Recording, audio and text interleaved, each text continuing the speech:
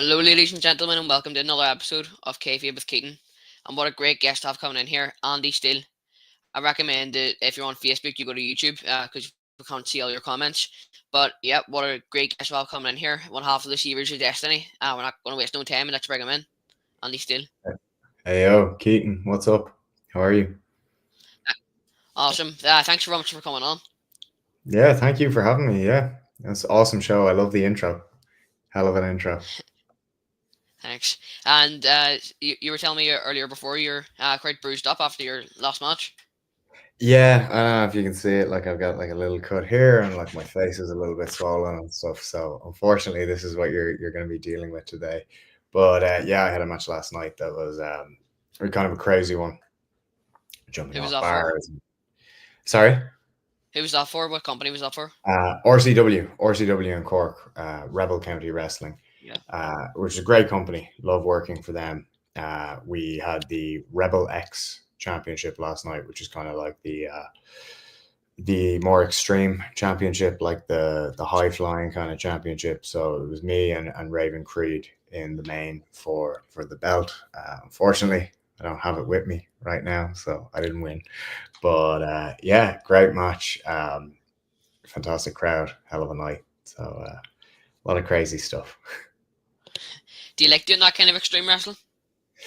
Yeah, I don't mind it. Like it's probably not my go-to. Um, Maybe not my forte. Like I like technical wrestling. I like fast-paced, like the old TNA X division. Yeah, that was absolutely like my jam. I love that type of stuff. Um, like the Cruiserweight Classic, all that type of stuff. That's very much like part of my style, kind of the hybrid style. I like to mix in like a lot of like martial arts stuff into what I do, and big fan of martial arts movies and stuff like that. So that's very much my style in terms of like weapons and diving off bars and stuff. Not so much. I've got nothing against it though. When the time calls and it's right, yeah, absolutely. Yeah, and yeah, you can tell there you have a well developed character. Like you know what your character's kind of like, and you know your styles. So how did you actually? What's your first memory of wrestling? Oh, my first memory of wrestling. It's a good question. I remember when I was six. I was about 6 years old. I was watching Sky One at the time, and I was watching The Rock and Mankind in a pink slip on a pole match.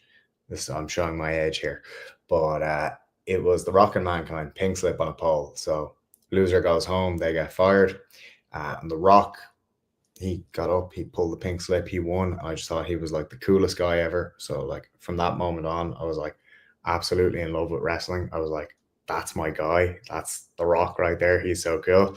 And then Triple H and Stephanie come out onto the stage. Triple H has got the belt, he's got the denim jacket, like he looks cool, but he's obviously such a bad guy because he's laughing at Mankind having lost his job. And I was like, I hate that guy. I absolutely hate that guy. So that was me hooked from that moment on. And then was it the first time you saw it, or what was the point where you thought this is what I want to do? Yeah, it was probably then. To be honest with you, I think from that moment on, I just terrorized my parents with being like, "I'm gonna be a wrestler. I'm gonna do this. I'm gonna be a wrestler," and it never left me. Like I just kept pursuing it throughout my life and stuff.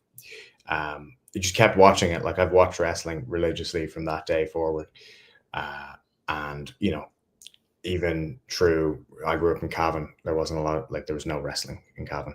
So I did martial arts because I was like, I loved Rob Van Dam. I was like, okay, like Yeah, Rob Van Dam does some martial arts, I'll do some martial arts. And then when I get into wrestling training, I'll have that behind me. So that's where that kind of side of the style comes from, with like doing the splits in my matches and like doing all the kicks and stuff like that. Like that's influence from Rob Van Dam and all that stuff that I brought with me. So in terms of yeah having the character and all that stuff that you mentioned, that just I guess comes along with time as well, but definitely since day one I've been absolutely hooked. yeah. And then when you mentioned there, you mentioned they're getting your style from a lot from Bob Van Dam and people like that. You also mentioned that The Rock was one of your favorite wrestlers. Was it The Rock? You said, yeah. Would you say you get much of your style from The Rock? Probably not that much of my style. I was unfortunate that when I grew up, I always wanted to be like The Rock. When I was like 6 years old, I was like, I'm going to be exactly like The Rock. then you get to like probably 14, 15, you start to realize, oh no, I'm not like 6'5", like incredibly jacked. So yeah, I knew I was gonna have to go a different way than him. But I think at that stage, if you've been watching wrestling, you start to find those guys that you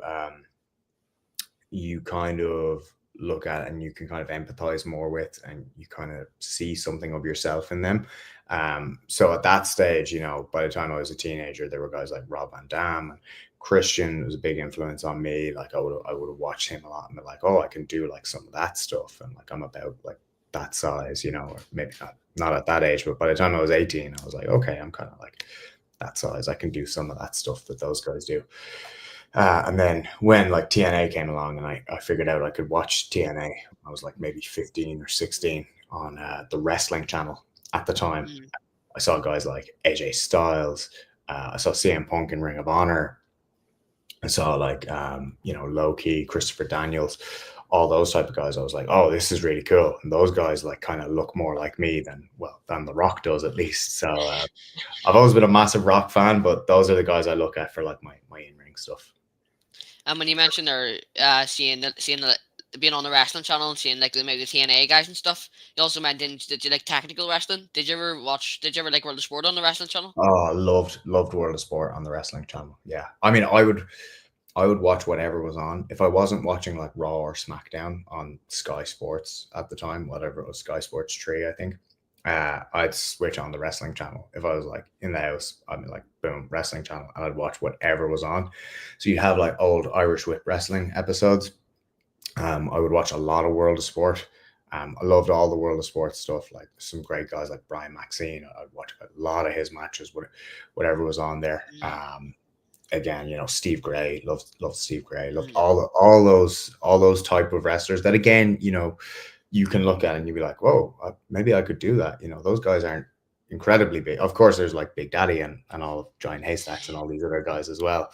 But you could see some guys that you're like, oh, they kind of look a little bit more like me. Maybe I could learn to do that somewhere, and then I could do that. So yeah, I definitely I love some World of Sport. I love that type of technical wrestling, and I think it's something we're very lucky in Ireland. We've got a great history of, and some great teachers there as well. So it's yeah, it's amazing. Yeah, and then when you said or you mentioned watching Irish Whip wrestling, did you ever think to yourself, because you're from Ireland, did you discover one of these companies? Yeah, yeah. I mean, I that was my plan, right? Like once I I think you probably felt this too, right? When you're trying to get into wrestling, maybe you don't know where to start. But when I was, you're like probably your age, social media wasn't so much of a thing, and it wasn't like a very easy or recognizable path to get into wrestling. So when I seen Irish Whip, and you'd see the ad that had like Sheamus O'Shaughnessy, you're like, oh my god, like there are Irish wrestlers, like there are all these guys that I can look up and I can find. So as like YouTube and things like that started to develop, I would look at like Irish wrestling and I'd find like these guys like Kev Rocks as one of the first YouTube matches I remember watching. And I was like, okay, there's like an NWA Ireland. How do I get in touch with them? And what I did was I found everybody's email and I wrote emails explaining that like I was a teenager and I wanted to go wrestling training, and most people never reply to you, and then a couple of folks did reply. I remember one guy asking me to go count how many chairs I could fit in my town hall so he could run a show there. And I was like, okay, this guy doesn't seem like he wants to train me. So I kept emailing, and eventually I found Emerald Wrestling, which at the time it was going by EWP, Emerald Wrestling Promotions. They had promised a training camp, which I think I had just missed out on the training camp by the time I found their email. But I emailed them and I was like, hey, I think I'm maybe 17 or 18 at this stage. I was like, I want to be a wrestler. Like, I want to do whatever it takes, blah, blah, blah. Like, where's the school? Where can I go? Like, I'm based in Cavan, but I'll make my way there. And yeah, a guy named Porrick Stratton actually got back to me. He emailed me back and he was like, hey, Andy, yes, great to meet you. This is where our school's based. This is the training time, etc., etc. If you can make your way to Athlone, one of us can meet you there, and we'll go and we'll do some training. So that's how I got started. That's literally how I got started in Emerald Wrestling. There's not a huge amount of us guys from there. I think there's maybe like 9 trainees ever came from that school, or like who at least went on to do shows and stuff. I mean, more people came and went and trained, and never actually went and did a show. But yeah, I think I'm like one of 9 people who actually ever went and did a show from there. A guy named Eamon O'Neill was the head coach, and he brought me in and we did a couple of private sessions first when I think it was about 18. I think I just finished school. That summer, I went and I got the bus to Athlone from Cavan. So I would get the bus from my parents' house in Cavan to Dublin, and then I would get the bus to Athlone because that was the only way to get there. They would pick me up and we would drive to a cowshed in Clonmacnoise, which is literally where we trained. It was a ring in a cowshed, which was kind of crazy, and some mats on the floor. And yeah, I remember my first day. I remember, learning how to roll, learning how to put on a wrist lock and lock up, and spent a couple of hours there. Eventually, I think at the end of the day, I managed to hit the ropes a couple of times and do like a small spot in the ring. And I just thought that was like the most incredible thing ever. So yeah, kept going from there. And you mentioned there are some of your trainers, but you mentioned one person. Was there any more trainers, or was it just that guy? So Eamon was the main trainer. He came from the FWA in the UK, which was kind of the precursor to Rev Pro, I suppose you might call it. It was kind of the school that was Rev Pro before it existed. This is back in the 90s in the UK, and he wrestled in a bunch of other places there as well. But he actually had to move to the UK at that time to go get some training. So he trained there for a couple of years. He came back mid to late 2000s and started training the likes of me and a couple of other guys. So he was the main wrestling trainer. His brother, Porrick, the guy who emailed me back, we were really lucky to have him too, because he was a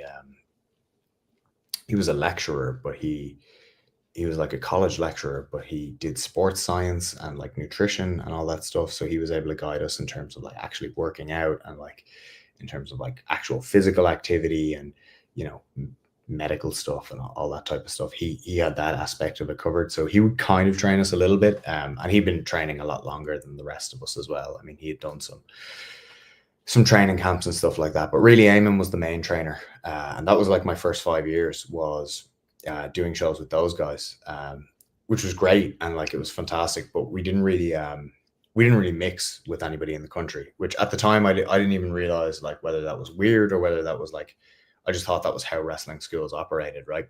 So we would do our own shows and we would do town shows like every week. And then we would do summer camps. So we'd do like Trebolgan summer camp in Cork, and there's another place in Mayo that we would do like 2 shows per week, or maybe more if we were lucky, in those places for like 9 weeks straight during the summer.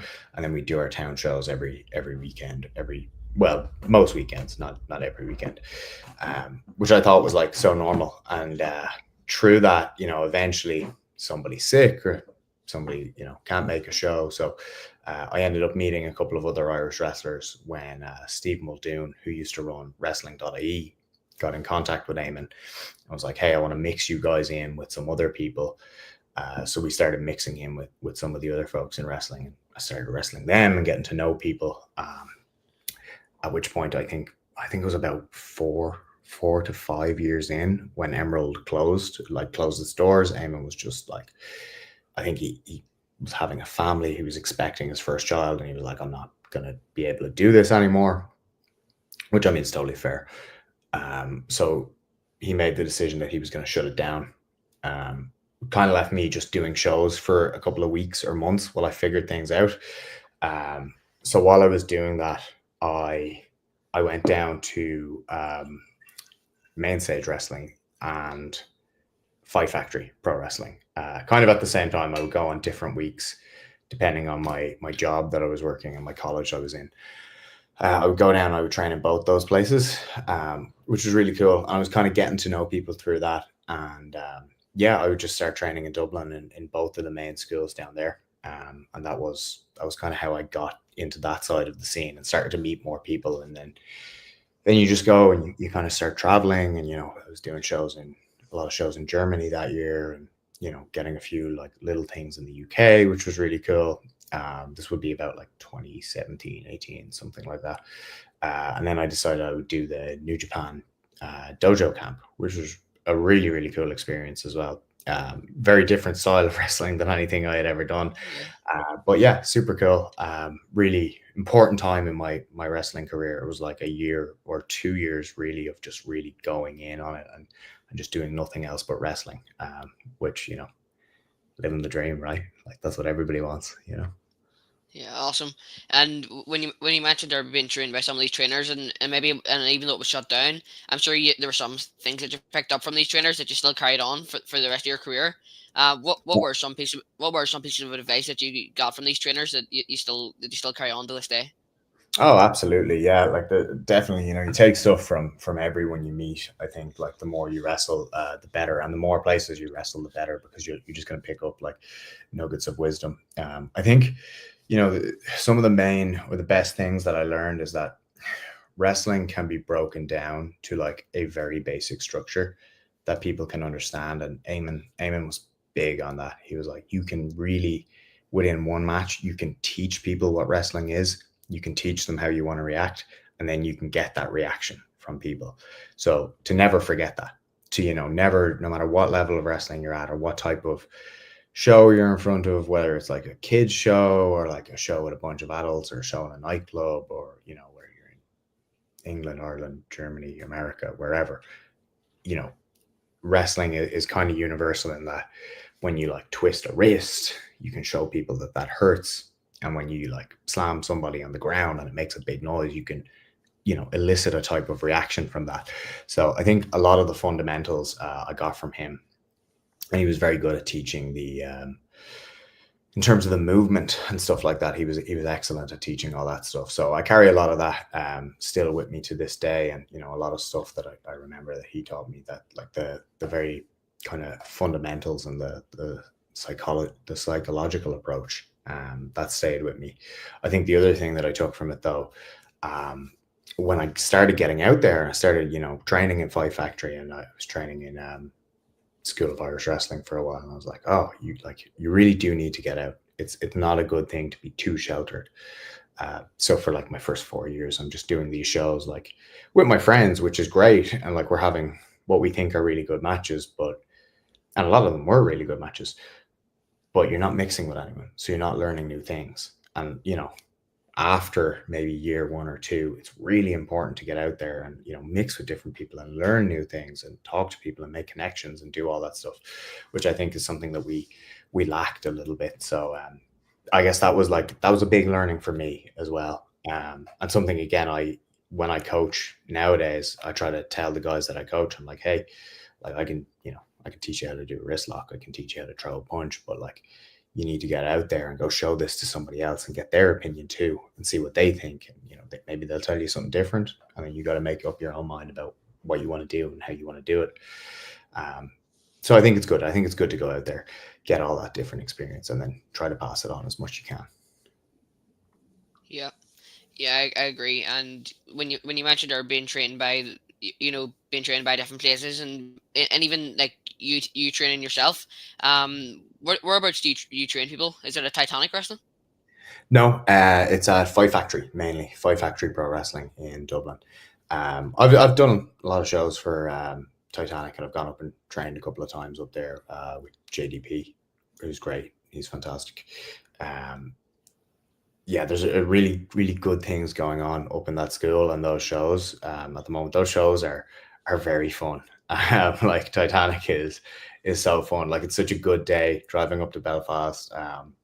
Get a couple of people in the car, like you just stories while you get up there. It's nice. It's like a 2 hour drive. Go get a Tim Hortons.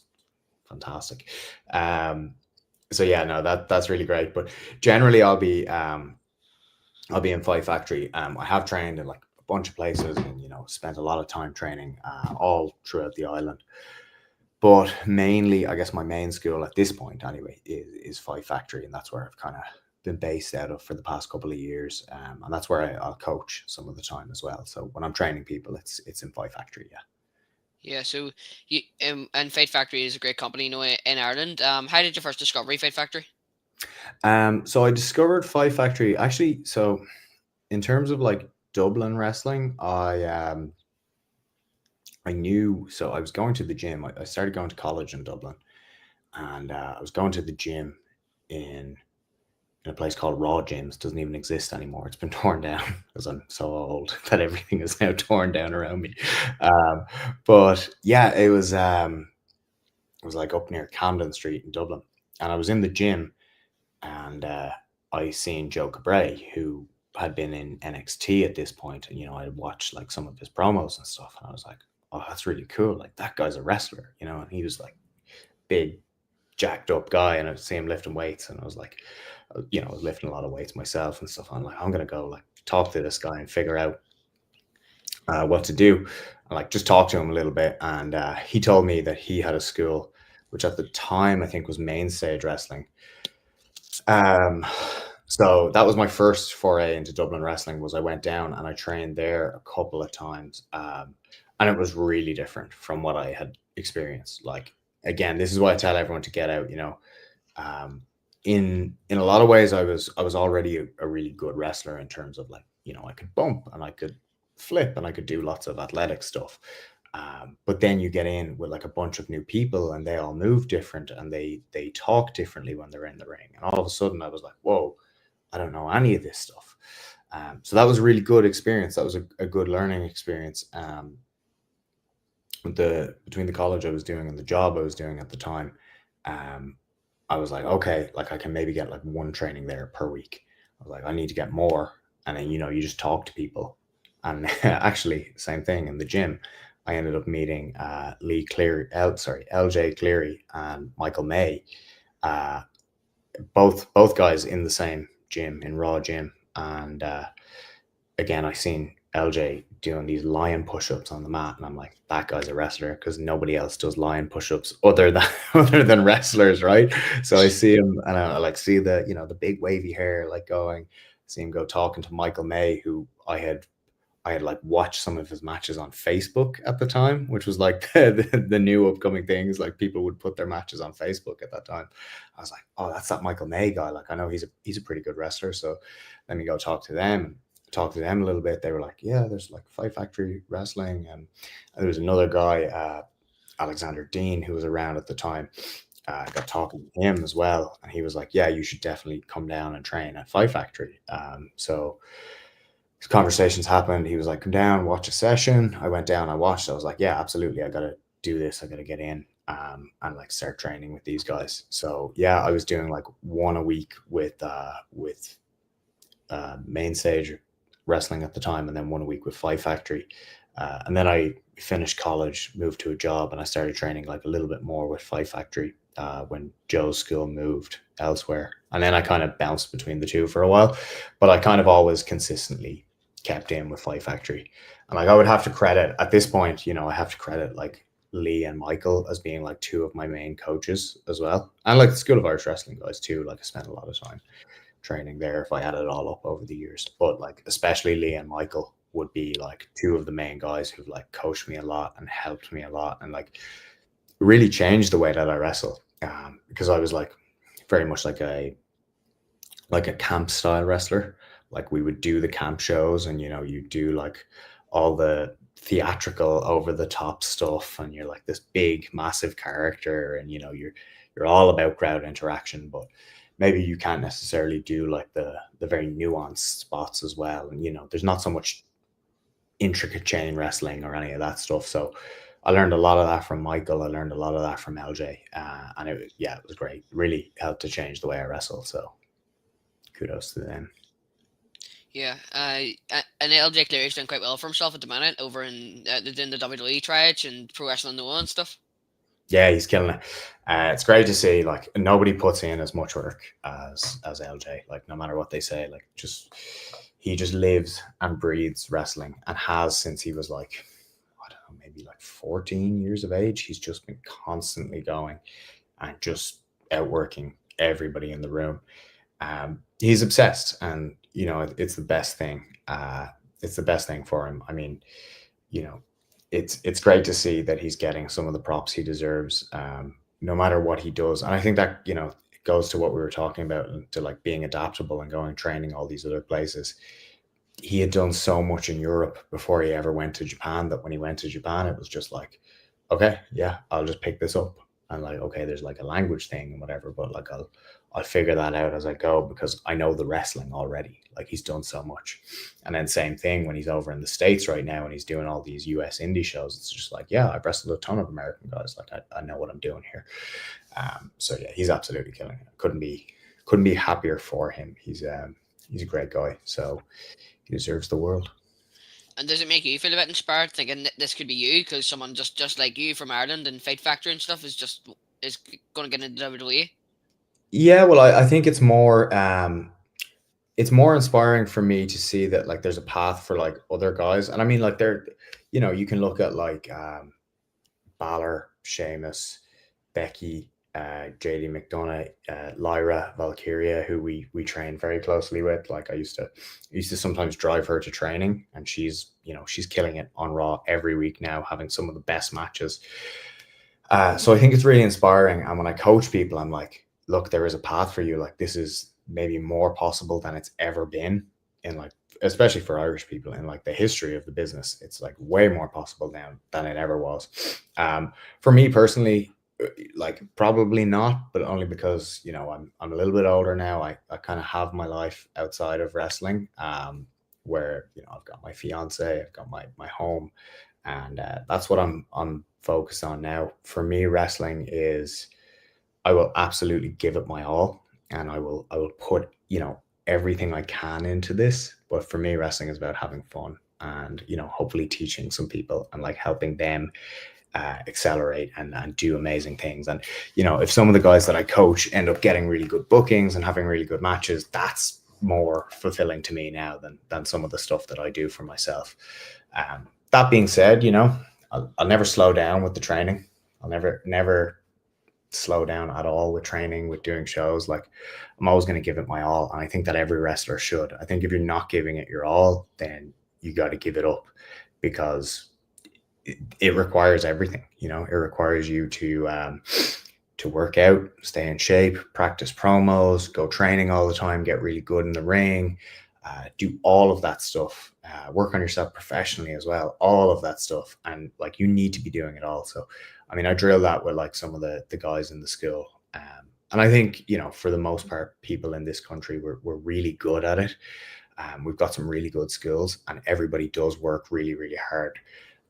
But yeah, no, I think it's awesome to see someone like an LJ or someone like Lyra getting the props that they deserve, because they have worked so hard. And it really goes to show you that you can do it.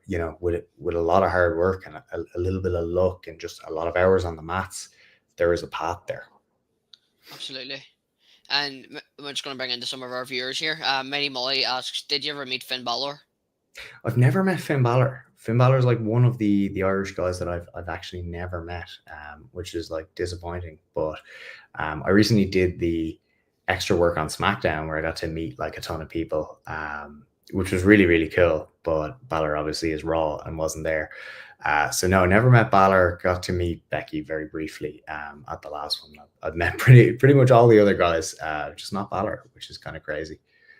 Hopefully someday. And Wrestling Insider asks, ever worked on holiday camps like Butlins or Haven? Yeah, so those Trabolgan camps that we run would be the Irish equivalent of those. I've never done actually Butlins. I've done some shows over in the UK that are like holiday camp esque. There are shows for like Brian Dixon and stuff, but I've never done Butlins itself or Haven. No, we would do the same type of wrestling. That's what Trabolgan is over here in Ireland. Is essentially the same thing. You go, bring the van down, set the ring up, sell the plastic hammers, sell the lucha masks, all that stuff, and then do that type of wrestling all day. And TZS video says, guys, as wrestlers who know Kayfabe, what are both your thoughts on the Roger Jackson beatdown? You go Yeah, first. yeah, sure. I think like that's a situation that just really shouldn't have happened. I don't know the context before it happened. I mean, I've seen the clips of, he gets hit with the beer can and stuff. It looked like the guy was trying to like work into something. I mean, I don't know if you can do that with somebody who doesn't understand the business. So I mean, it's one of those things where you've really got to clue somebody in. But the whatever the case, the reaction was disproportionate and like totally not okay. I mean, you just don't do that to another human. Full stop. Right? Like that's never okay. Yeah, I agree. Like even when at the start, they were hitting someone with a beer can or something, then he grabbed them by the neck, which is something you really shouldn't do. Mm. Uh, like that guy Psycho Stu did. They tried to break up the fight, and then after it, in the middle of the corridor, the guy tells him, give him a receipt if you have to. Obviously, this guy does not understand what a receipt means, so he's expecting what the guy means just to properly punch him and beat him up randomly. So it seemed like it was looking fine at that point until that guy had to come over and tell him, give him a receipt. Yeah, yeah, I don't know. Even at that point, I'm like, okay, we should probably just diffuse this situation and stop whatever's going on. I think at that point it needs to be explained what's happening, and wise somebody up to what the business is. Like, tell them, okay, I'm trying to work here, which means we're trying to like sell something to the people. If I'm hitting you with a beer can, it's not because I actually want to, knock you out with a beer can or Yeah, something like that. We're trying to do something here. We're trying to generate interest in the show. Um, and maybe we could work something into that later. Maybe you could pick me up and slam me, but certainly not the way he did. I think like that, there's never a call for that. That type of violence when somebody's not expecting it or not prepared. It's kind of crazy. and Mary Molly says, "How did you get to meet the Titanic squad?" Yeah, how did I get to meet the Titanic Squad? I think I did a show called Uprising in Belfast a couple of years ago, which I got through some of the folks that I knew in Dublin, and then I just got to meet people who like wrestled in Belfast. And, you get your name out there, you have a pretty good match. Actually, I teamed with Steve Carvel on that show, which was great, and we wrestled the Kings of the North. We wrestled Bonesaw and Corvin, and we had a real good tag match. Really, really happy with that. I remember it, and the chemistry that I had with Carvel at the time was like, whoa, I just met this guy, and it's like we work really well as a tag team. So yeah, from there, we just keep in contact throughout the years, and I was like, oh, yeah, absolutely. I gotta keep on to this. I met JDP doing what was that show called? It was Courage Wrestling in Dublin, and we just talked backstage. We had a real good talk. I think we were talking about like MMA, and we were talking about like just life and whatever else. And he was like, "Hey, I run shows. You should come do one." I was like, "Yeah, absolutely, please. Let's do it." So yeah, Titanic, good people. Yeah, absolutely. I've been to some of their shows, and they're always great. JDP knows what he's doing, obviously with Titanic, and he's trained so many great people. So Titanic's awesome. I agree. I'm gonna bring in some more comments here. Just have Yeah, for sure. have some of your videos in these matches. We can still keep talking when we're on it. Oh Um, no. so this is your match against Tucker. Oh, cool. Yeah. Um, Just, love wrestling Tucker. Love wrestling Tucker. just takes a minute to get up here. No worries. Yeah, take your time. Hell of a guy, like hell of a person, just first and foremost. But a fantastic opponent. I do like a little bit of that hard hitting style, and Tucker certainly brings that to his matches as well. But I like that. I like being able to take a big chop and like respond with a big kick and stuff like that. That's incredible. Like I think it looks really good for a crowd. I had a great match with him in Titanic. I had another really good match with him in Five Factory as well. Love wrestling Tucker. Yeah. What an For some reason, the video file isn't playing at the moment, so That's unfortunately I can't get it up. But I'll get into the next comment. Baga says, "Didn't you wrestle in Germany, Andy?" I did, yes. I wrestled in Germany a couple of times for a couple of promotions. Um, I wrestled for POW, which was Power of Wrestling, which was really fun. So there were guys like Rene Dupree on that show. One of the head shrinkers was on that show. That was a really good time. I wrestled for WXW in 2019 there. I did one of their Comic Con shows. I did one of their Academy shows, and I wrestled for GWF a bunch of times and Nova a bunch of times. Nova, and GWF throughout the years. I've done it singles. I've wrestled as the Saviors over there with my tag team partner Owen Richards. We've had some really good matches in Berlin for GWF and Nova, and like two amazing companies who like really look after you when you're there as well, which is so cool. Yeah.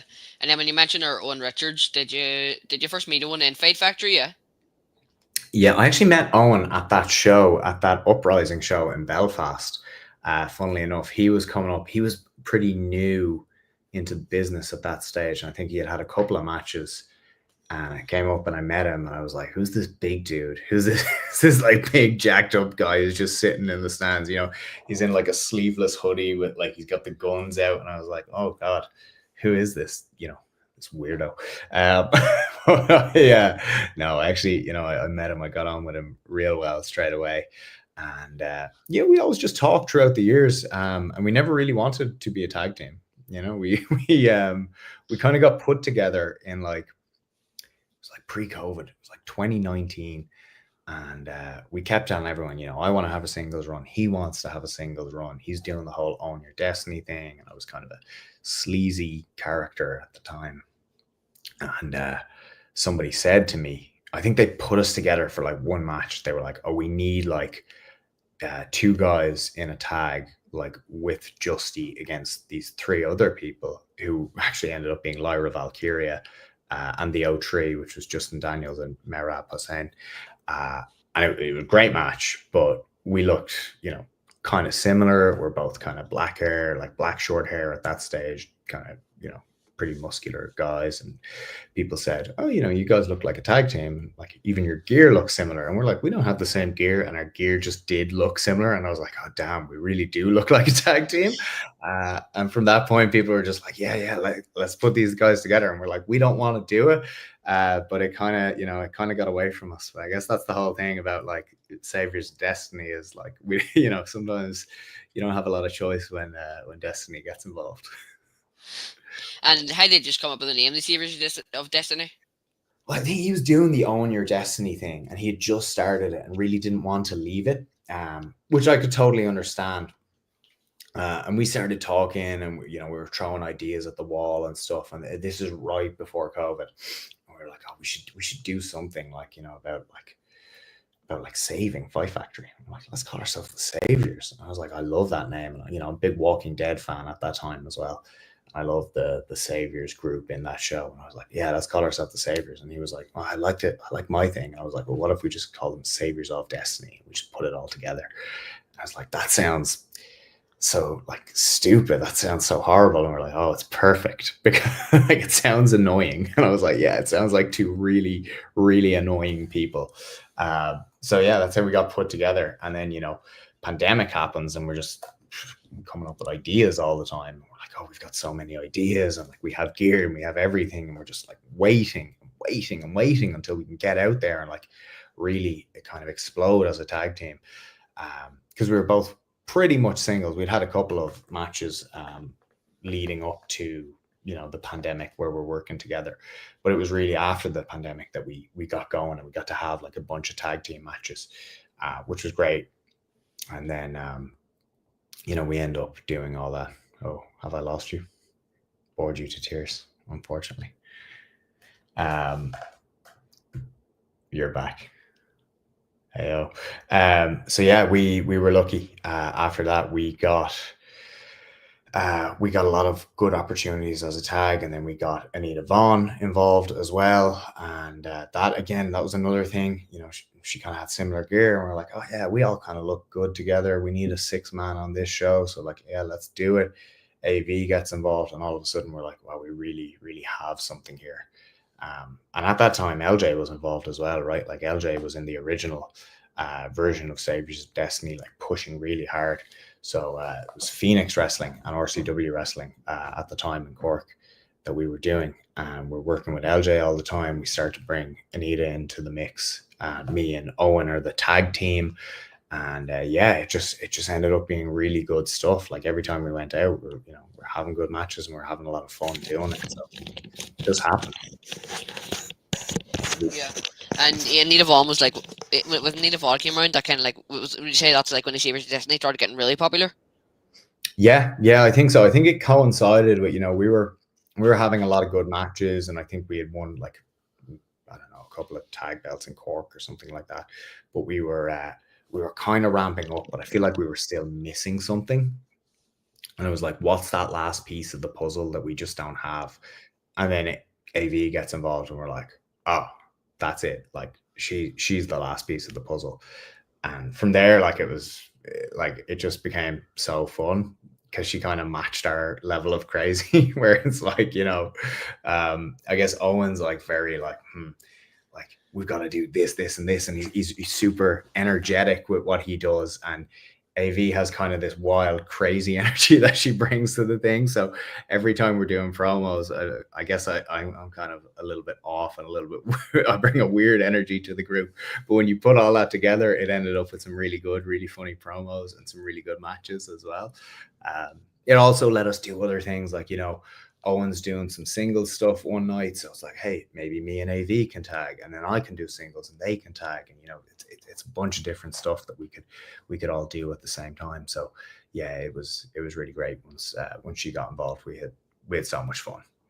Those, I guess, 2 years solid that we had there of like going and like having great tag matches and doing trios matches and all that stuff. That was incredible. From like 2022 to like 2024, I guess, would have been just a great time for the Saviors. Great time for me.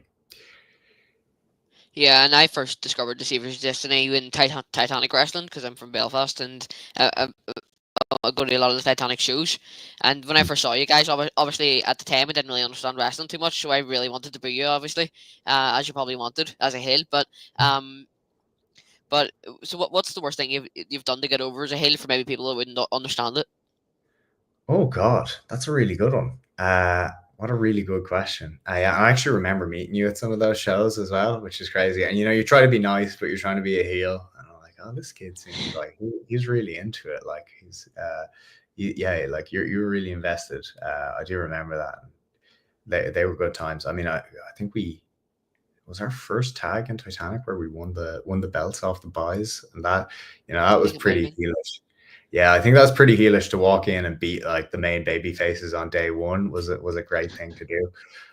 Oh, we got the Hallions as well, right? At the time they were there, and we did that awful curb stomp to the guy's head. That wasn't particularly nice in Titanic. I think some of the worst things we've done are probably like in Fight Factory. So we've we did tie Phil Boyd up one time, hit him with a baseball bat in the ring. We dumped Justy onto a bunch of thumbtacks. Uh, Actually, when they paired us together with Justy, who has a broken neck for many years, we did like a spike pile driver to him on like night one of us being a tag team. It was like our first thing that we did. While Owen's cutting a promo from the second rope, and I hoist him up, and then we hit him a pile driver. It's like, yeah, these aren't particularly nice people that we're dealing with here. And then just some of the things that we were saying, like Katie Harvey famously has two broken arms. I can kind of extend my elbows in a really weird way. So we were wrestling her in a match, and I just started cutting kind of a promo on her, and I was like, "Oh, I'm Katie Harvey," boom, and I wrench my arms out sideways. People are just like, "Oh my god, these guys are terrible people," and yet they're telling us they're going to save us, and we're the example and all this stuff. But yeah, we are pretty bad dudes.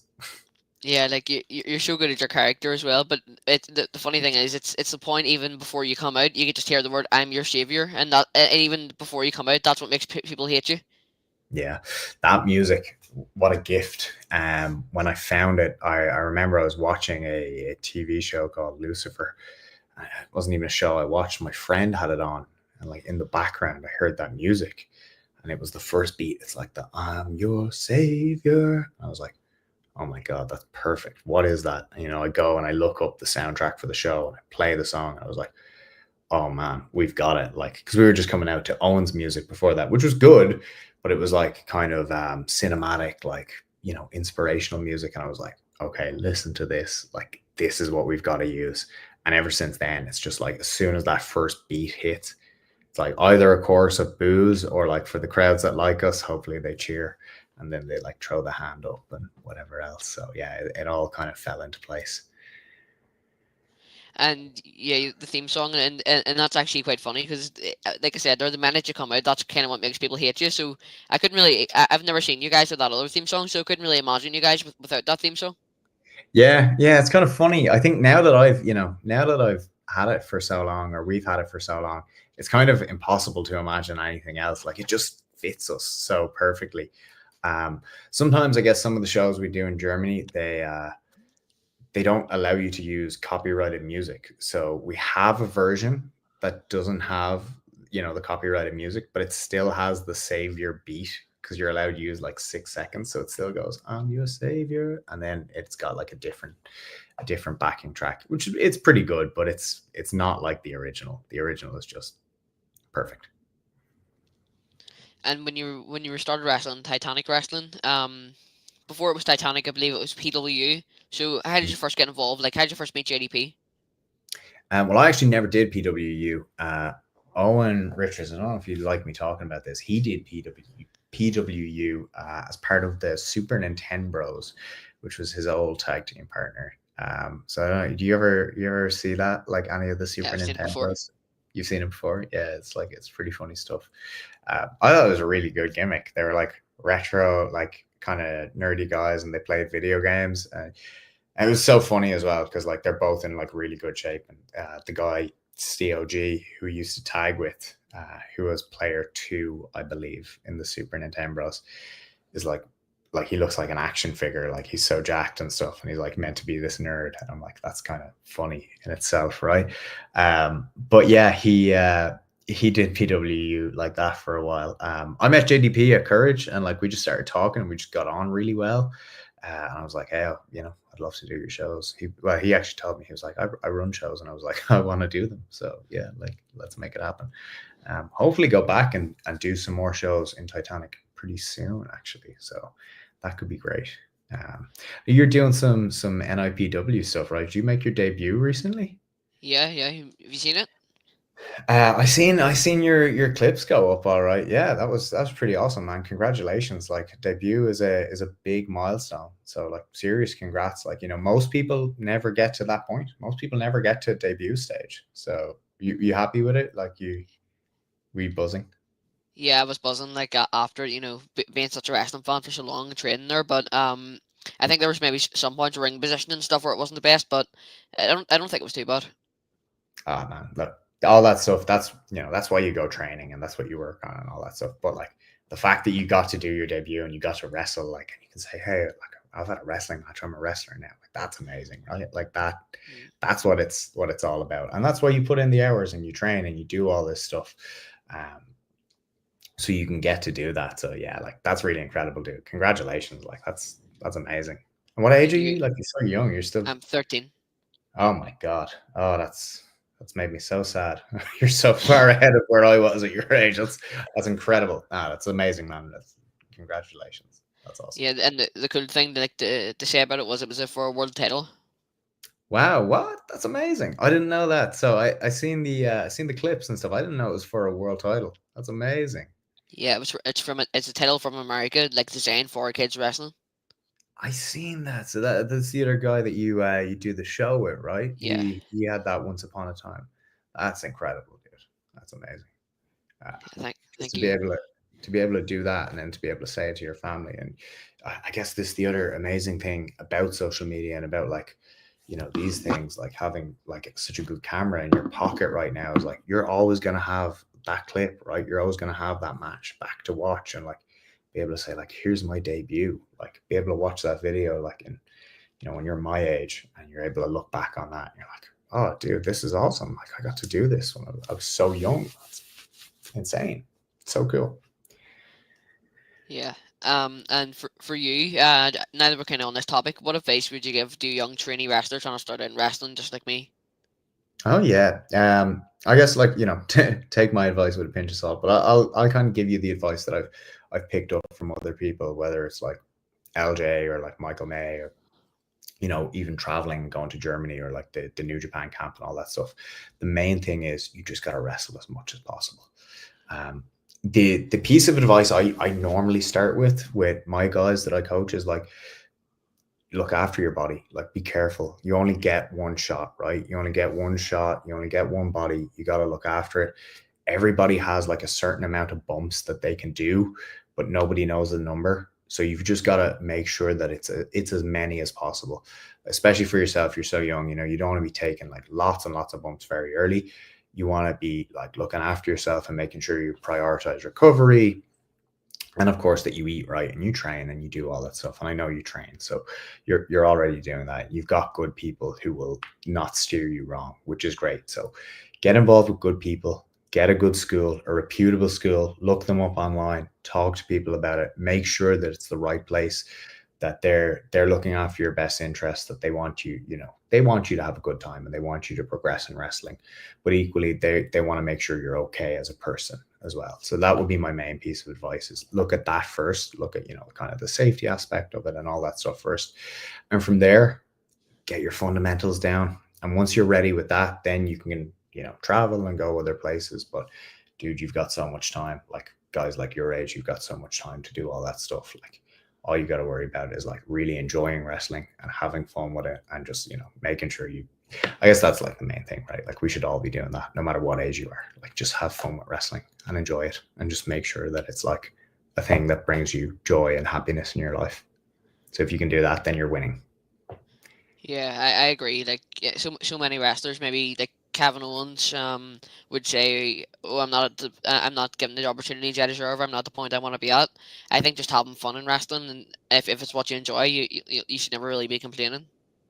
Yeah, exactly, dude. I don't know if it who if he says that, like, I watch the product on TV, but um, for I think anyone who's like, oh, I need opportunities and I need that. I think it's okay to want that. I think we should all want to do like the best we can with it and put in the best effort that we can. But at the end of the day, when you're on a show or when you're doing, your training or whatever, if you're not enjoying it, then why are you doing it? Like, if you're not enjoying it now, you're not going to enjoy it when you get to that next step.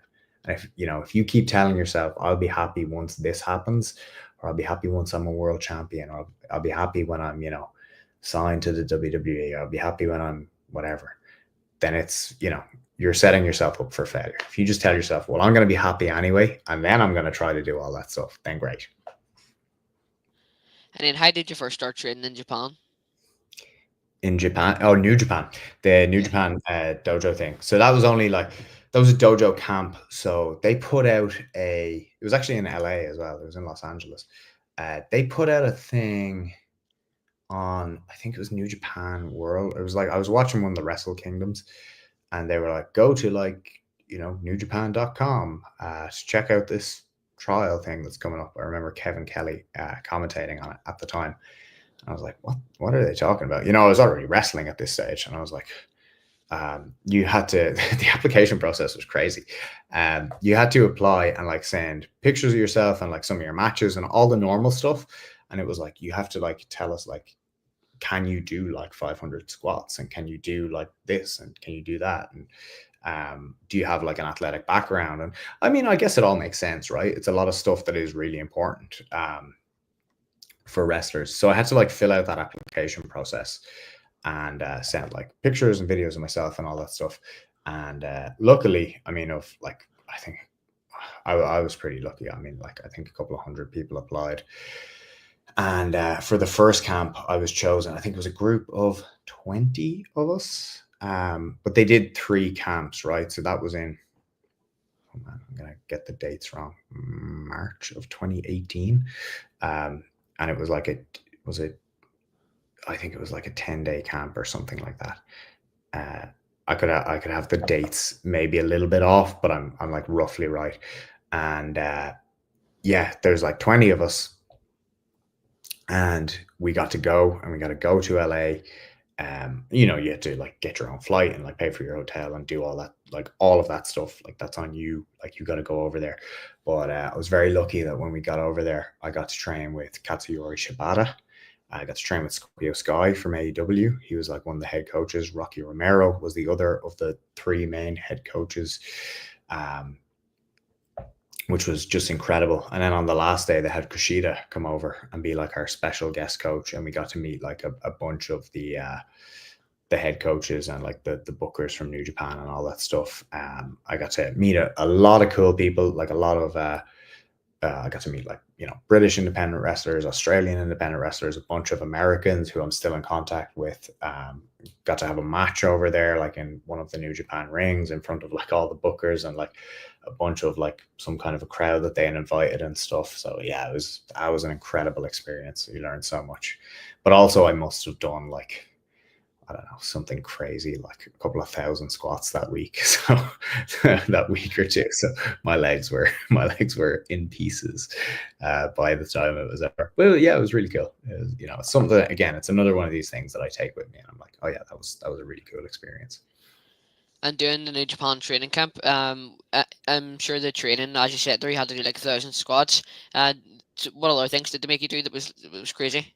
So I think the first day they were like, hey, it's like 500 squats. They're like, everybody, like as soon as we walked in, they give us like a little speech and they're like, okay, everybody do like 500 squats now.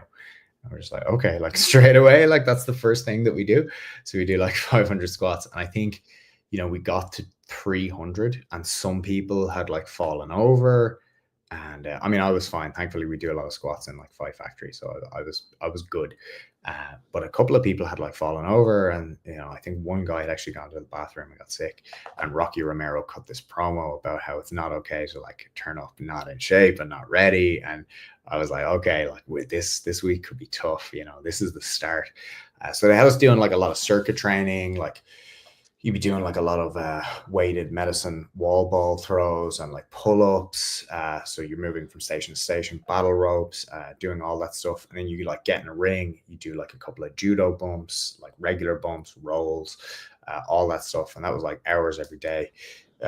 In terms of like the wrestling that we did, they focused really heavily on the fundamentals. So they'd like show us different ways to put on a headlock, maybe have us do it like 3 or 4 different ways and just like critique everything that you're doing. And then they'd like really want to see aggression. So they'd have you like lock up, like take a head, send off a rope, tackle, do that in like the most aggressive way that you can, right? And just show us that, like show us, they kept saying, show us your heart, show us your fighting spirit. And that was like the theme of the week. Like you just, they call you into the ring, you do that, boom. Okay, next thing. And then, they show us actually a lot of wrestling as well. So like in terms of like actual wrestling, so there's a little bit of shoot style stuff. And then they show us like, how to work different holds and stuff like that. So that was pretty cool. Yeah, a couple of cool people in that class. Clark Connors actually was in that camp. The guy, he's in Bullet Club now. And then like Russ Taylor, Yeah, I know who him. did NXT, and Kurt Stallion, who did NXT for a while. Like those guys were all in that camp. So yeah, it was cool group of people. Again, a lot of them still in contact with and stuff nowadays, but a really good training experience. And just an amazing time. Like to take that back and then be like, okay, I'm going to use like some of this in Europe and like try to make myself different with that, right? So that was pretty cool. And what was the best piece of advice you got from them guys, them trainers? That's a good question. I think like Scorpio Sky was really great for advice. Like Scorpio Sky would like talk to us like quite candidly throughout the training. Um, and I think the best piece of advice, it might seem like really simple, is that like, so he said to me on the last day, we were talking, and he was like, dude, you never stopped when, you were doing squats or you were doing any of your workouts. And he goes, you never stopped doing any of that. So don't stop with any of the rest of the stuff. Just never, ever stop. And like, that's how people progress. And that's how you get noticed, is like, you just got to be in the room. You just got to be around all the time. And like, if you're willing to do like the 500 squats on day one, then you've just got to keep going, man, because like, that's the hard part, is like doing all the conditioning and getting yourself ready. Just keep going and doing all the shows you can and just never stop. And like, that's how good things happen, which I thought was pretty cool. Yeah, it seems pretty cool, and even training in Japan, that's an awesome experience. And when you mentioned our shoot fights, I know Japan's quite famous for shoot fights. Especially in New Japan, they're famous for shoot fights. I know you were taught it, but did you do much shoot fights? Yeah, so again, like it was in Los Angeles, but it was like Shibata would be there. He had like a kendo stick and he'd like run around the like run. He'd walk around the ring like slapping it off the floor. But what they had us do on like day 4 or 5 or something like that was they had us like sit back to back, and they were like, not really talking to us all that much, and they just like put a bunch of us in different rings, and I'm sitting back to back with this guy. Uh, and we're like, okay, like it's probably going to be like a drill where we like help each other up or something like that. And they're like, okay, you got to take his back, you got to take his back, go. And I'm like, well, okay, oh, go. Like, you're starting to wrestle with other guys. So yeah, we did that for a little while, which was pretty good. And they just, drills like that, they'd be like, okay, you got to pin this guy to the mat, or you got to do this. Obviously, no strikes. They lay down a couple of ground rules, but yeah, that's what they would do. Is they would just like give us this like assignment, and then just let us wrestle each other and just watch us do what we would do. So yeah, it was pretty good. It was a pretty fun time. I did pretty okay at it too. I was pretty happy with my performance. One guy told me he was like, he wrestled in like Idaho or something like that, and I managed to pin him to the mat. So I was like, okay, this guy's a pretty good wrestler. I managed to pin him, so I can't be too bad. Good accolade. Yeah, not bad. I'm just bringing this comment. This is my dad, by the way, in case you wonder why he's saying this. If Yeah. if we were ever in Dublin and training was on Fight Factory Pro Wrestling, could Keaton join in, or would he be too young? At the moment, you would be too young, I'm Yeah. afraid. Yeah, so we've got a minimum age policy of 16. So 16 is the minimum. We've got like a medical evaluation and like a form that you got to sign and all that stuff. Um, I would say, you could maybe come and watch. You would have to talk to probably the owners of the gym, who's like, I don't know if you know Katie Harvey, the wrestler, Yeah, Kitty Harvey. Yeah. and Phil Boyd. Yeah, you probably want to talk to them about that, to make sure that you'd be okay to come down and watch. I know there's like public liability insurance and all that stuff that's like, real concerns. But when you're 16, man, or when you're able to come down, absolutely go for it. I mean, we want to give everybody the opportunity. It's just about like, there are certain rules we have to follow. Yeah, a lot of trainers are like that. They don't want to train kids under 16. Yeah. Which is fair. I can understand that anyway. So after you went to Japan and stuff, did you while wrestling all over Europe? Did you get a lot of your new style from Japan? From the New Japan stuff, yeah, it was cool. I think in some ways it was good, in some ways it was bad as well. Because I came back with like that very New Japan style, and that's what I wanted to do for a long time. But you're like, oh, I want to wrestle like this. And well, at that time, most of the shows here that I was doing, especially, were like, they were called wrestling.ie. I don't know if you ever heard of them. Yeah, They I were know like the town guys. shows that ran every week. Yeah. So it was very like a simple style of wrestling. Not like simple. I'm not trying to, it was good. It was really, really good, but it was more focused towards like kids and like, being a big character and like getting them involved and stuff like that. So if you're trying to do a New Japan match on that show, like it's not really going to work. So I found it like, really good in terms of like my training and like the way that I approach training more so. But I guess it's probably stood to me more so in the last couple of years when I've got to do kind of those more indie style matches, I guess we would call them. I've been able to take stuff from that, and maybe not like indie style, but um, I guess doing those kind of more serious matches, I've been able to take stuff from that and apply it. But then there is always stuff you can apply. Like I would assume that when I came back, my tackles, my headlocks, all that stuff was a lot better than it ever was beforehand. So really, like, I think it benefited me with everything I did. Like every show I was on, I think it helped like a little bit in terms of like my overall presentation, my overall movement in the ring, the way that I approached things was just better. And the way I moved and the way, my fundamentals had probably improved at that stage. Yeah, and when you mentioned or when you mentioned or like going to different companies and how your style changed, maybe in Europe and stuff, not being able to do these different styles that you wanted to be able to do. And even mentioned traveling to Germany and LA. How do you kind of stay occupied while traveling? Stay occupied. I watch a lot of wrestling. Like that's mainly what I'll do is I'll just like watch wrestling. I mean I do other stuff as well. I'm not like, just wrestling. Like I'll watch shows on like my laptop, or I'll play like my Switch, my Nintendo Switch sometimes. But I definitely like if I'm going over to a wrestling show, I remember traveling with uh LJ and Owen Richards over to France, and all we did like on the plane over was like we all had saved different wrestling matches that we were gonna watch and talk about when we got off the plane. So it's like that's usually what I'll do. Like especially if I'm traveling with people, I'll be like, yeah, I want to watch this, or I want to like look up my opponents or something like that. Maybe watch some of their matches before I go. If it's like something international, or if you don't know the person, I think that's always a really good thing to do as well. But yeah, other than that, like I'll game, or I'll do whatever. Play some WWE 2K maybe. And so, as you mentioned, there you like to stay occupied, but if it's maybe a longer travel to Germany or LA, but when you're traveling on the road, maybe to Titanic wrestling, or somewhere like that, would it be some good fun like traveling with some of the guys Uh, that you know on a road trip? Absolutely, yeah. Like that's the best stuff, right? Is that like I got home at like 1 a.m. last night, which is actually not too bad from Cork, especially if the show ends late and whatever else. Um, so we had like the ringleader, Jay Steins, in the car. I don't know if you know him. We Yeah, I had, know the guy. yeah, we had JB in the car from Fight Factory, and other promotions, obviously, as well. We had Merab, Big Rab. He was in the car, and we had TJ Charles. Actually, he wrestles in Spain a lot. So we had like a really good car of guys, like all driving back to Dublin from Cork.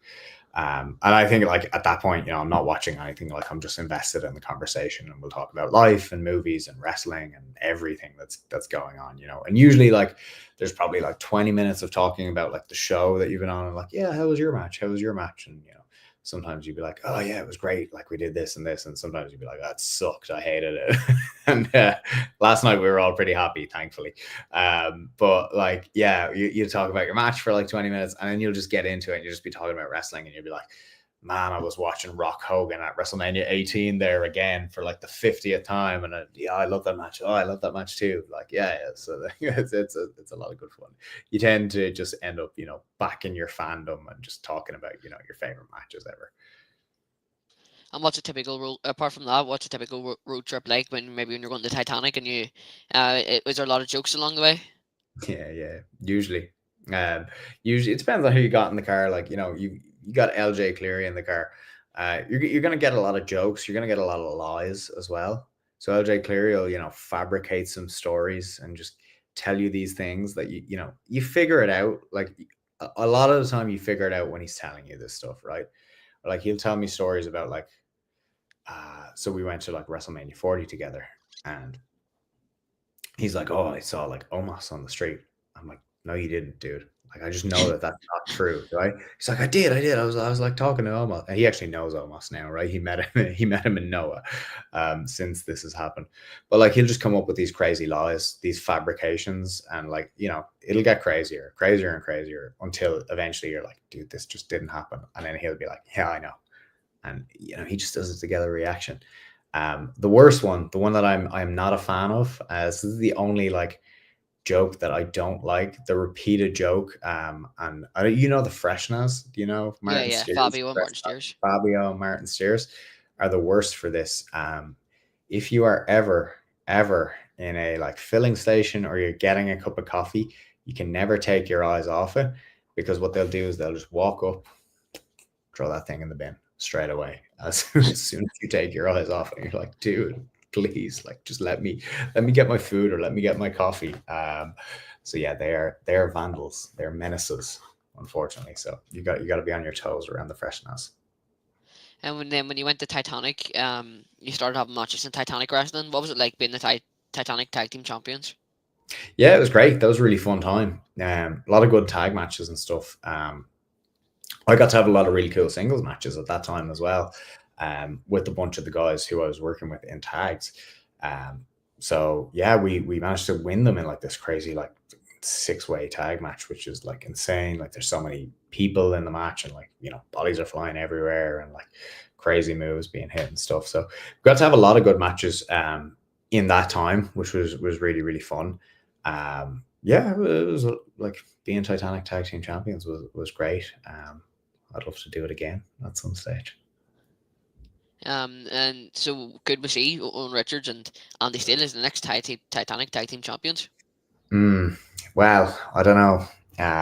I think you'll have to watch the next Fight Factory show to see how this goes, because we've been having some tag team problems lately, and we gotta talk about it on the next show. So there's some stuff coming up with the Saviors, but I'm not quite sure what way it's going to go. I mean, I would love to do it. I would love to be Titanic Tag Team Champions and Irish Tag Team Champions and Fight Factory, and Cork Tag Team Champions again, and all of these other titles. I'd love to win them all, but we got to sort some stuff out first, me and Owen. So that's coming up.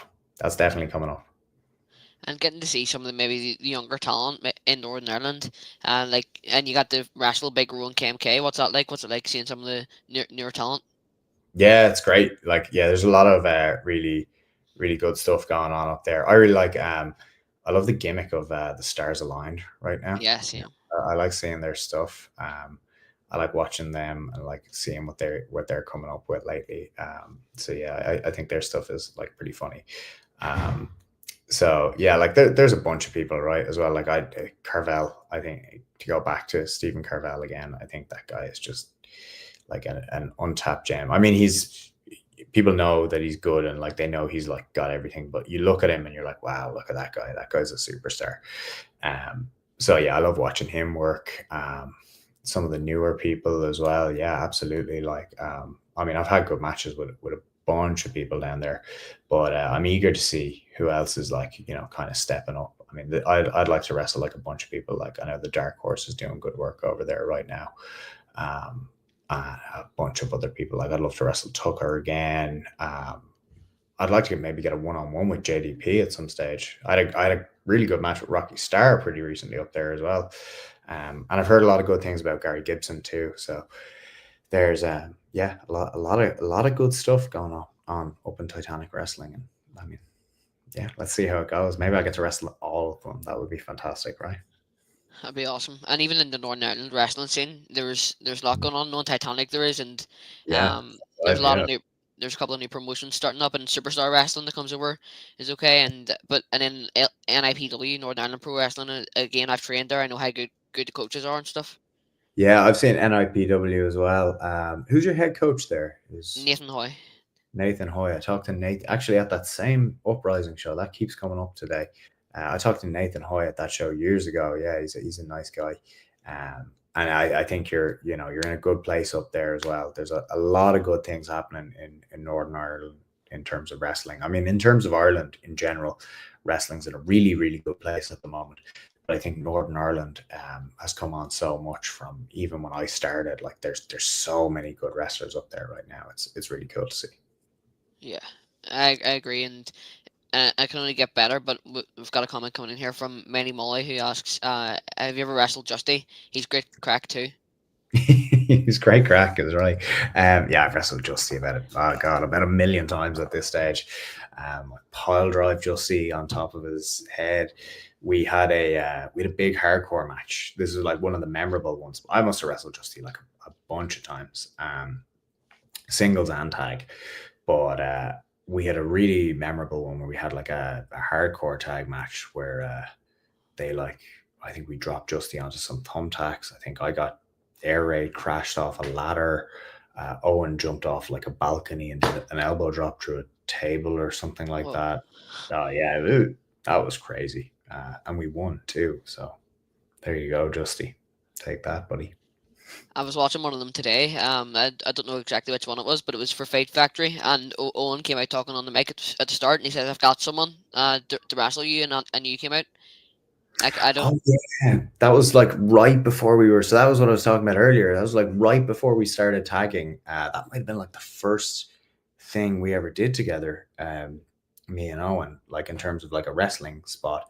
And I came out and I wrestled Justy, and yeah, it was a pretty fun match. He's quite the character as well, right? Like he's just funny. It's awesome. That he does, which is great. Like it's as a heel to play off that is it's easy work. A lot of the time, I don't like watching comedy wrestling, but I can always love watching him. Like, I remember he had a match in Titanic. I can't remember the guy's name. I think it was something like Thibaut Hendricks or something like that. Um, Yes, yeah, and he was having a tag team match. It was them two in a tag team match versus a standard, and it was so funny because he was pretending to teach someone how to actually wrestle, and every time he kept messing up with stuff, and then he was running the ropes, pretending he was still teaching them while he was messing up moves and stuff. It was obviously it was just part of his character, but it looked so good. yeah. And of course, like Tebow was such a good wrestler as well at that time. It makes it even funnier, right? Because Tebow can get in and do everything. Um, and the standard are such good wrestlers as well. Like it's funny to see Justy doing it wrong. Yeah, like I don't know. I think comedy wrestling done well is like amazing. I think comedy wrestling when it's not good, as you said, is like it sucks. But yeah, I think Justy's so funny, like he can get away with a lot of stuff. So it's yeah, it's really good when you see it done right. And Dorn might say asks why is the scene in Ireland got so strong after COVID?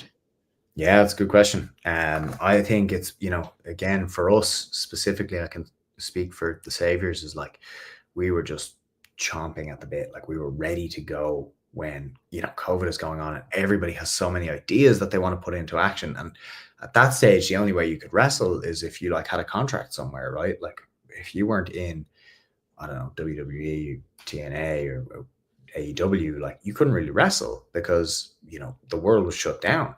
So like it eventually got to the stage where we could train in like pods of 6 people or 12 people or whatever it was at the start. But like we had all these ideas, and everybody starts to feel really good again because everybody's resting and relaxing at home, and all of a sudden you like any of your injuries, you're all healed and you're just ready to go. So I think it's kind of a combination of all that stuff and people just being eager to get out there.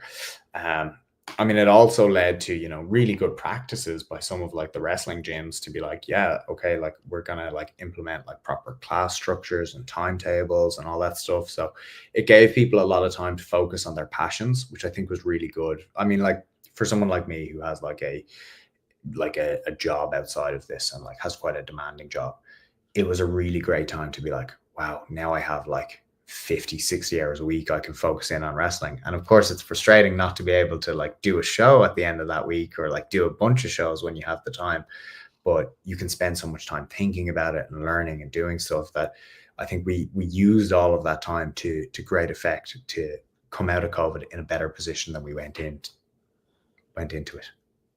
Yeah, I agree. Like that's a quite a good point. I never really thought of it like that, but yeah, like when you watch Irish wrestling and Northern Irish wrestling, it's grown so much after COVID. A lot of people probably thought it wouldn't nothing would really happen after, but OTT are doing incredible. Like even Oh wrestling in like even if they can get crowds in Milan, and different places like that, that's incredible. Just for an Irish company, it's awesome. Same with Fight Factory, that's where everyone trains and that's where everybody makes it big. And yeah. IPW as well, great training facility, and so is Titanic. So it's everything's just going amazing at the minute. Oh, I think so. Yeah, I think everyone's booming. Like, and it's great to see. Like, you want to be able to see like your friends wherever they're going, like get opportunities. And I mean, if there's more places to wrestle for all of us, that's just a win for everyone, right? Like, there aren't that many spots on shows, so the more shows, the better. It just means that there's more places for everyone to wrestle and everyone to wrestle more. So yeah, dude, it's amazing to see. I mean, even this week in France, right? Like they've got Bobby Lashley over there, and there's like shows with like 1,000 people at them and all that stuff. It's incredible to see. European wrestling is booming. Irish wrestling is booming. Like we just had SmackDown in Dublin for like the first time ever. Like it's incredible to see. Did you go to SmackDown Dublin? Yeah, actually, I worked at it. I don't know if like, I don't know if you've seen like some of the guys who get to work as like security or get to Yeah, I work. saw CBL. Yeah, I was in that segment with him as well. We got to like break apart Alistair Black and Damian Priest, right? So we're like pulling those guys apart and like hopefully they're stop hitting each other and whatever, and you get to do all that. So yeah, we got to do the extra work on SmackDown, which was what a day. It was amazing. Yeah, I recognise most of the Irish guys like Session Martina and Raven Creed and people like that. Yeah, yeah, yeah, yeah. I, They were there. Yeah. I'm surprised they didn't recognise you because I've seen you on loads of shows. Oh yeah, dude. Maybe I kept my hair, out of my face and stuff. I was like, I better like, look professional at this thing. Um, yeah, you can check it. I'm on there. I guess it's one of those things where we got to do it, and it was a rush, but as the whole segment was over in like 30 seconds, so it's like, okay, you're in and you're out like straight away, right? But yeah, there's a bunch of really good people at that show. It's pretty cool because we get to like hold back Damien Priest and like watch him go flying and Mr. Black and all that stuff. So yeah, that was awesome. Got to talk to William Regal a lot during the day and stuff as well, which was amazing. And eat some of the good food at catering, which was nice too. So what was it like backstage at WWE? Yeah, it was cool. It was really cool. I mean, just a lot of good people. Like a lot of people who were just willing to come up and talk and like have a chat, which was really nice. I mean, it's crazy when you see the scale of the work that goes on, like to get everything right. There's so many people who are just working to put together this amazing television product. Where you get to see some of your heroes, some of your idols, like just walk by you in a hallway, and you're like, "Oh, this is insane." But yeah, I think that's what struck me the most was I was like, "Whoa, this is like a really impressive." Like top tier TV production, as well as being like an amazing wrestling show. It's like it's amazing TV. So you've got like these like fucking $500,000 cameras that are rolling around, and you've got these guys who are controlling them and like controlling the sound, and like everything's a science, and like they're the level of production that everyone's doing and everyone working in harmony is really impressive to see.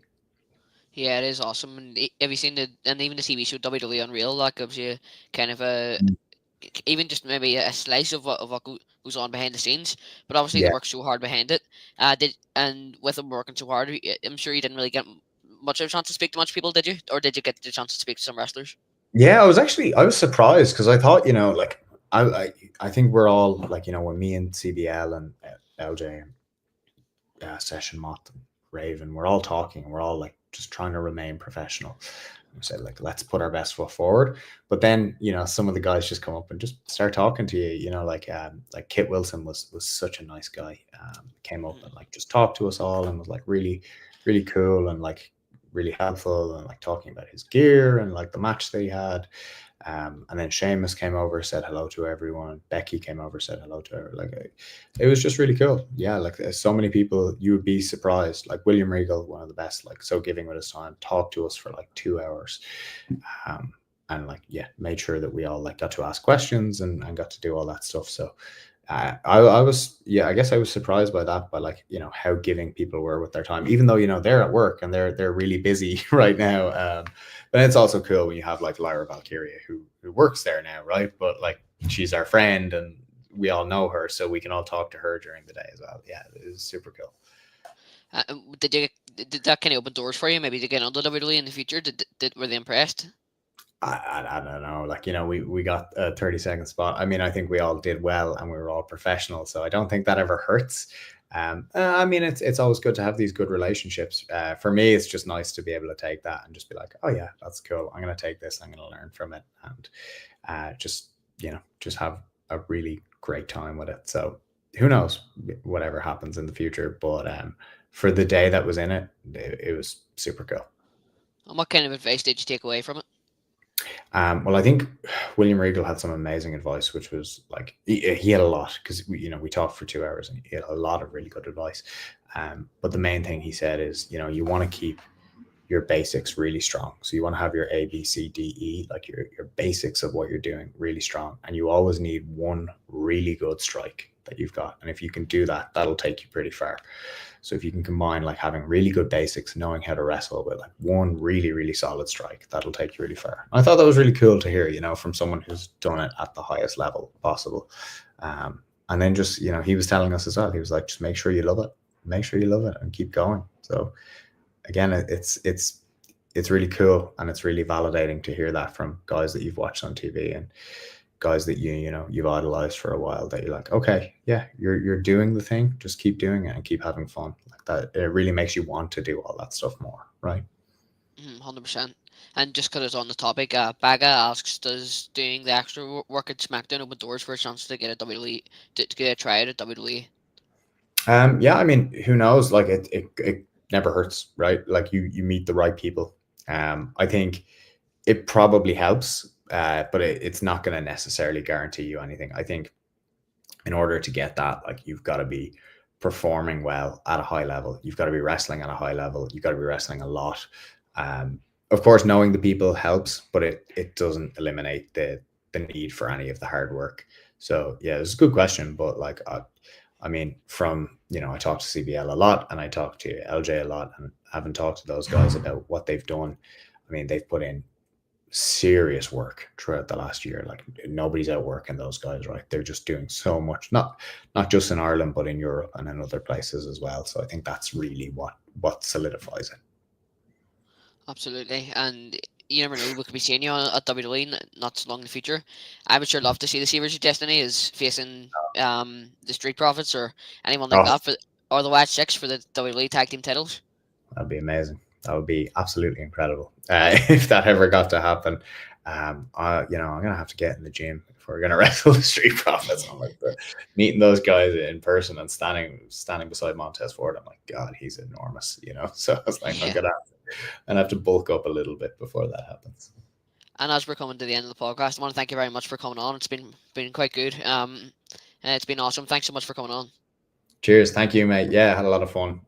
Best of luck with everything. Best of luck with your training. I hope everything goes really well. Yeah, Keep smashing it, buddy. thanks. And I've got one last question for you before we leave. What's next for Andy Steele, the real deal? Oh, good question. Well, the very next thing is me and Owen Richards have got some stuff to sort out at the next Fight Factory. For me, I just want to keep having good matches with good people, just enjoying wrestling and loving it. Once I do that, I'll be pretty happy. Thanks so much for coming on. Thank you, bud. Have a good one. All the best in your future career as well. You too. See you soon. Goodbye. That was not the real deal, Andy Steele. That was incredible just to hear some things about what happens in backstage in WWE and stuff, and also his career in Irish wrestling. Uh, and someone asks, "How can you book Andy Steele?" I'll just get his socials up now. His booking email is andrewpollylynch@gmail.com.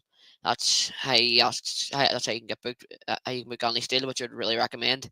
On Instagram, you can follow him on Instagram, Andrew Lynch 93. On Facebook, you can check out his Facebook, Andy Steele Wrestler. On Twitter, you can follow him and Andy Real Deal, and on Instagram, it's the Real Deal. We'll just talk about what we have coming up on future shows here. On the next NWF Forward, that is Thursday, September 4th. They have coming up Stevie Fee, the LDN Capital Champion, and also the award winner, the winner of the Kendo Nakasaki sword, which is incredible that he actually got that sword. So it'll be great to hear what's coming up for him. Then for the next NIPW shows, Breakout 5 and Breakout 6, you can get your tickets for. That'll be an awesome show, and that's on Saturday, 6th of September. Breakout 6 is, and Breakout 5 is Friday, the 5th of September. You can get your tickets for them shows at nipw.sumupstore.com. I'll just leave it up here. And and then for the one of the biggest show of the month for NIPW, it'll be at the Grand Social. 1 minute, that's taking that away. So it'll be at the Grand Social in Bangor, where the likes of Andy Roberts will see the return of the Young Lion, and also the hometown Bangor boys, Jordan Nelson and Ben Nelson, will be competing on the show. And again, you can get your tickets for that at nipw.sumupstore.com. And let's just take a look at how amazing this Grand Social is. Like, look at the venue of that's incredible, and it's a great place to hold wrestling as well. Cannot wait to see that. As for the next Kayfabe with Keaton, we'll have coming up Brian Zane, the guy who runs Wrestling with Regret. He does loads of wrestling, wrestling biographies. He's done one on the NWF podcast. On the NWF, he's done one on loads of different wrestling promotions. It'll be awesome to speak to him, who has a huge following on YouTube, and he works at wrestling as well. I think he's a manager and things like that. So it'll be awesome to hear from Wrestling with Regret, who's blowing it up on social media at the minute.